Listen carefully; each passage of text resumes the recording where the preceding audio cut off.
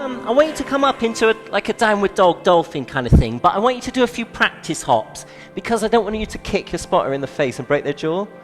So you're going to go 1, 2, and then you're going to go up, and then your spotter will know where to grab you, and then you can transition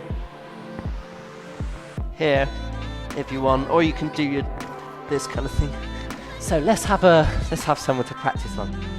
So put your elbows on the ground, bum up in the air, do a couple of practice hops. So this is where your boxing comes in. Go on.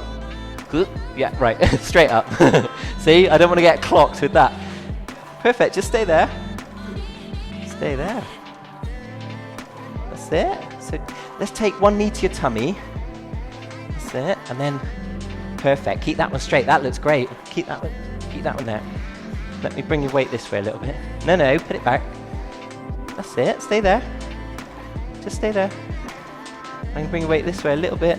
5, 4, 3, 2, 1. Cool.